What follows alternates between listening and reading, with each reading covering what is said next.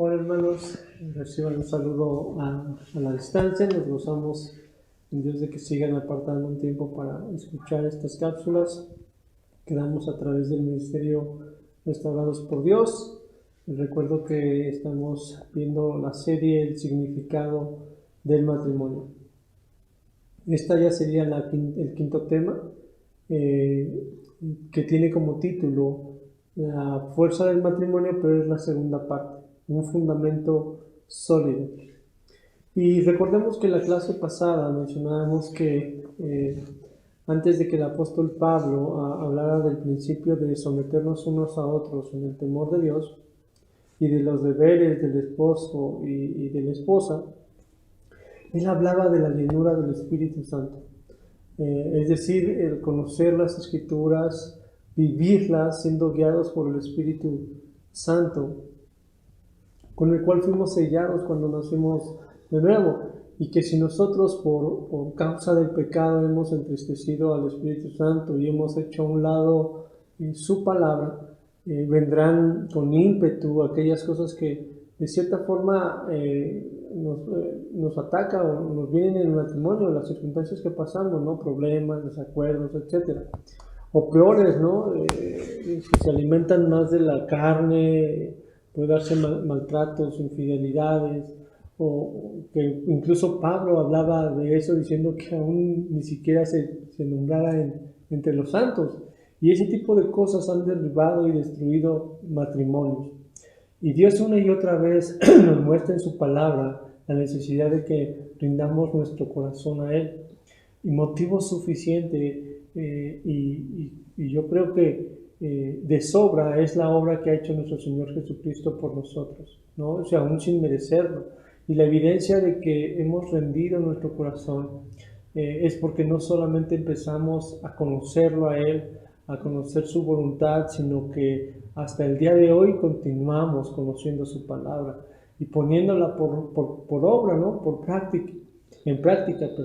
Y precisamente de eso dependerá la forma en la que vivamos como creyentes y también como matrimonios, ¿no? Un matrimonio dedicado a Dios, apartado para Él. Esto, hermanos, no se da, no es algo extraordinario.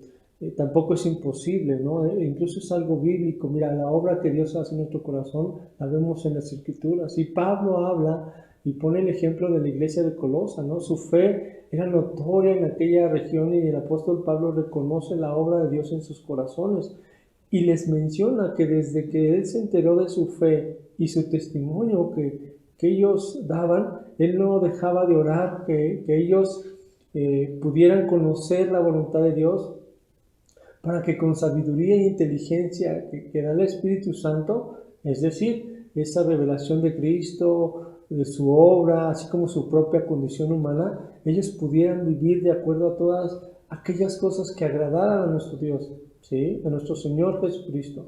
Y toda esa clase de buenas acciones que Dios ha preparado para que andemos en ellas. Incluso añade que como parte de su oración era que aumentaran su conocimiento de nuestro Dios.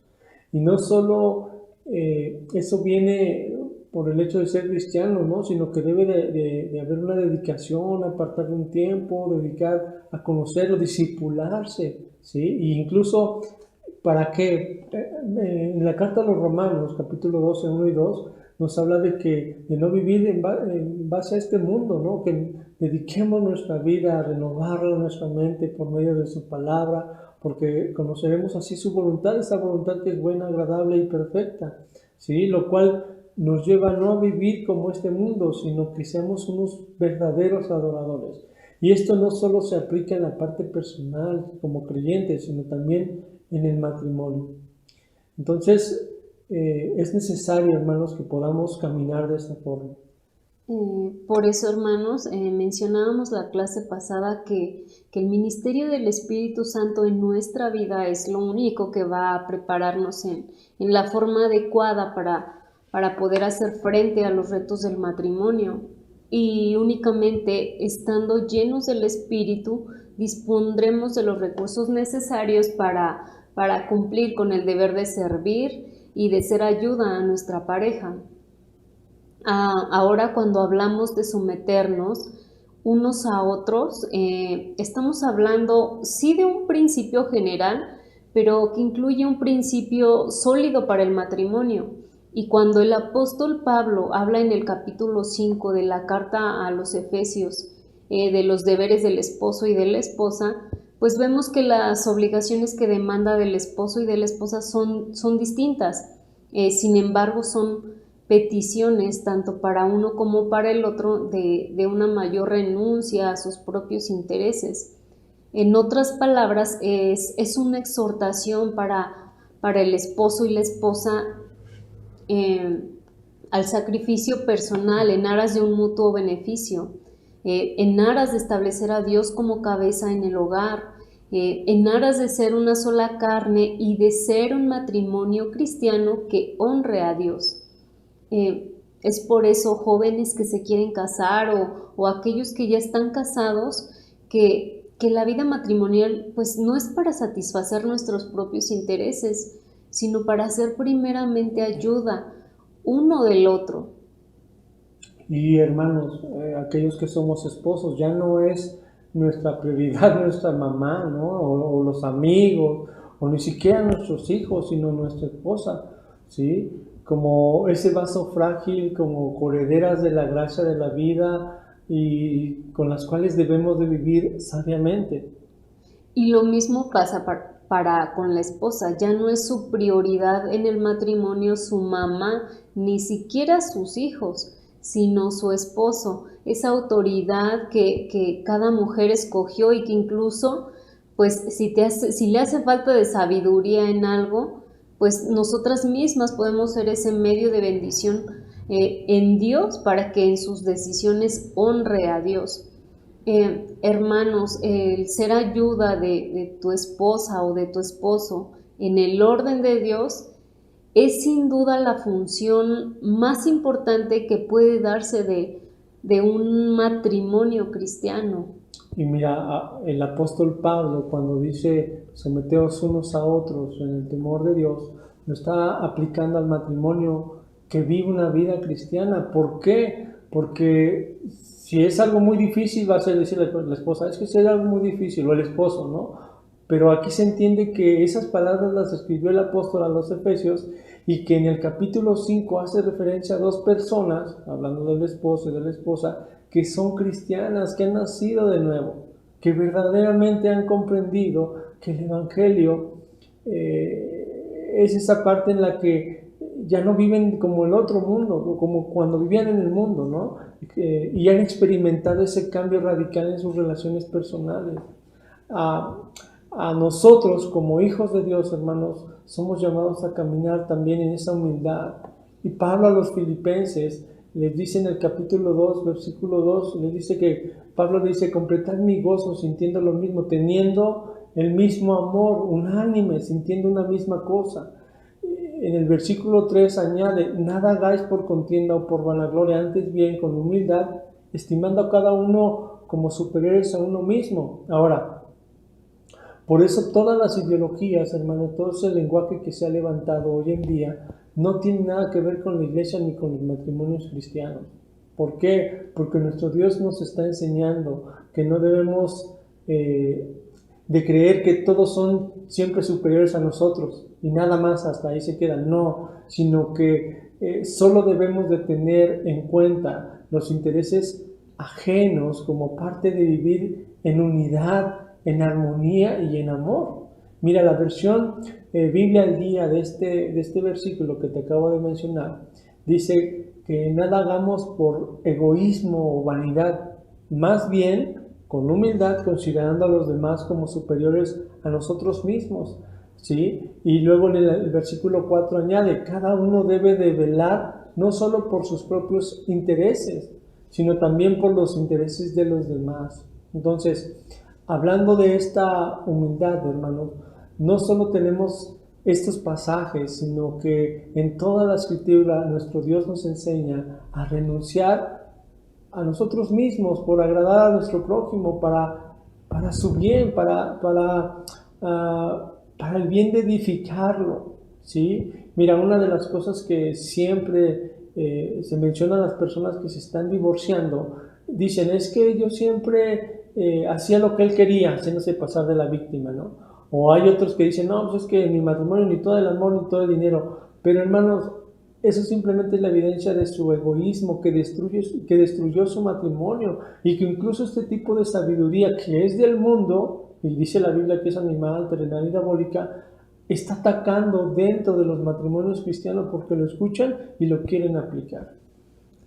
Hermanos, cuando no vivimos de la forma en la que Dios quiere que vivamos como matrimonio cristiano, es porque no tenemos en mente que ni aun nuestro Señor Jesucristo se agradó a sí mismo por amor a nosotros.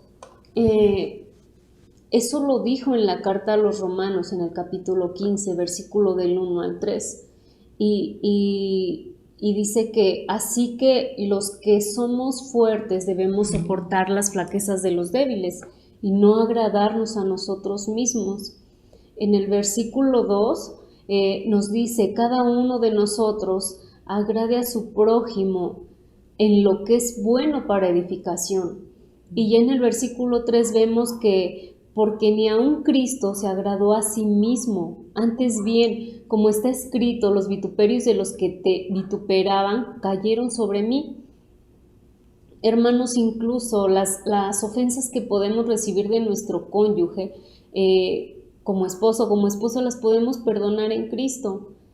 Y nuestro Señor Jesucristo tomó esa forma de siervo para satisfacer nuestras necesidades de salvación, y el precio fue su propia vida. Y creo que eso es algo que hoy nos cuesta, tanto como esposa como esposo, entregar nuestra vida al servicio del otro.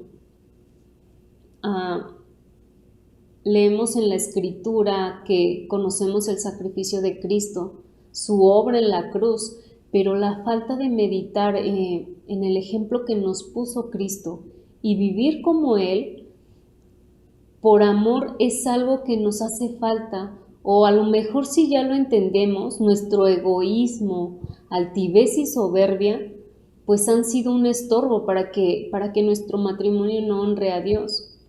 Mira, hermano, incluso la vida del apóstol Pablo fue una vida de humildad y servicio, ¿sí? Es un reflejo del carácter de Cristo, del cual nosotros como matrimonio somos llamados a vivir de esa misma manera. Pablo se dirige a la iglesia de Corintio en el capítulo 11, en el versículo 1, en su primera carta, dice, sed imitadores de mí como yo de Cristo, ¿sí? Y a los filipenses les dice, hermanos, sed imitadores de mí y mirad a los que así se conducen según el ejemplo que tenéis en nosotros, ¿sí? Si aplicamos estos versículos al matrimonio en la iglesia, mira, hermano, hay hombres, matrimonios temerosos de Dios, que verdaderamente su matrimonio honra a nuestro Señor. Pero hay otros que, así como esos falsos, cuando escribió Pablo, son enemigos de la cruz de Cristo. Hermanos, ese tema es algo que a muchos no les gusta, ¿sí? A muchos les molesta. Si hablamos de personas del mundo, ¿no? Pero a veces esa misma actitud de rechazo se da a quienes se dicen ser cristianos.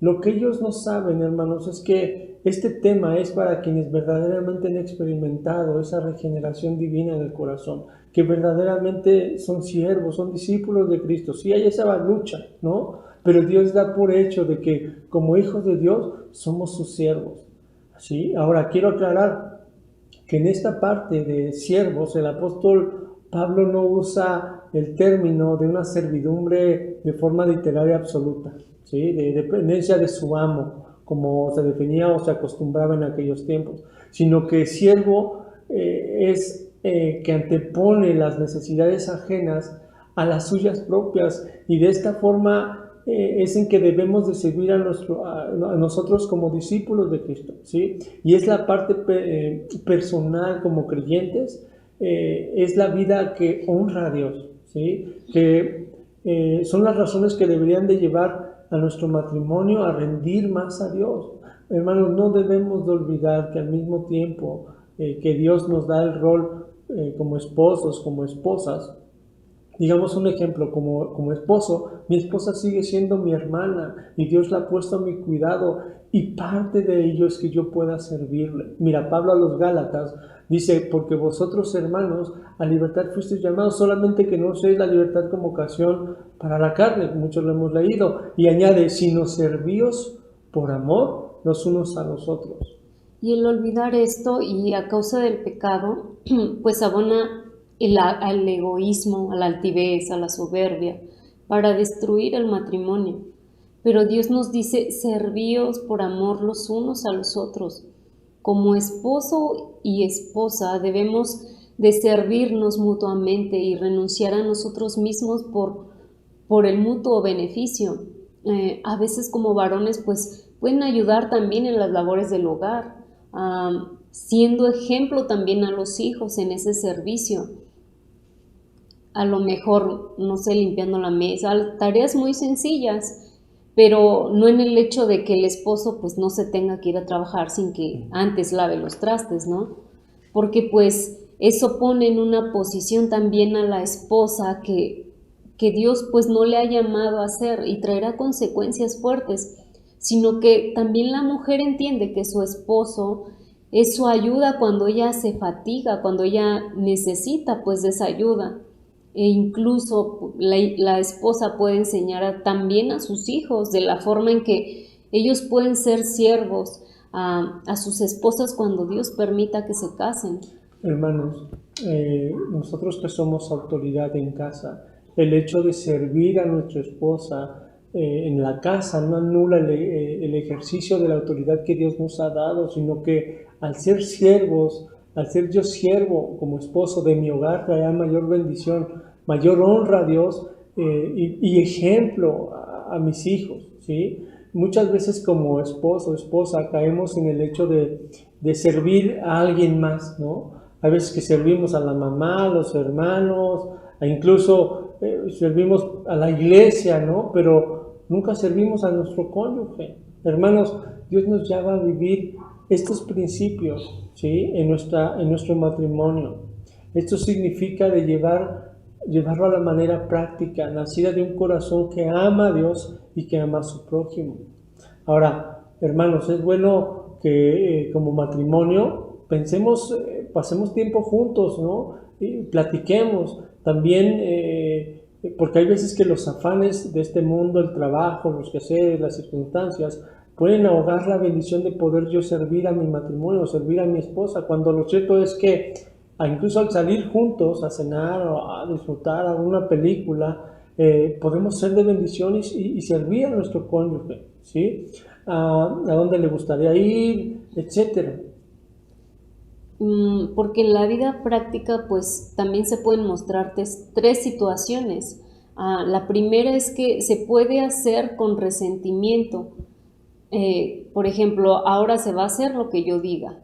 O la segunda es que se puede insistir egoístamente para imponer la propia voluntad.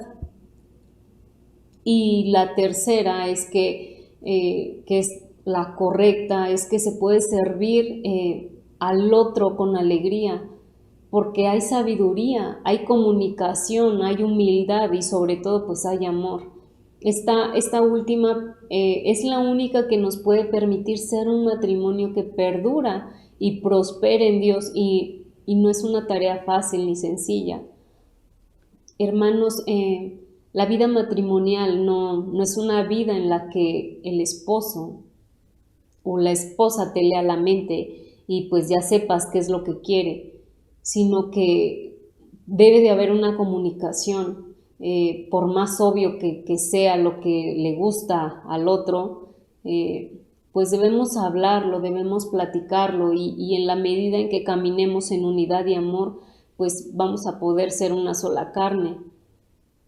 Hay veces que la falta de comunicación o el que un esposo o esposa no dejen que su cónyuge les sirva, ya sea porque piensas que no hace las cosas como a ti te gusta o porque no las sabe hacer, pues esto abona a las contiendas, a los pleitos y al enojo más bien.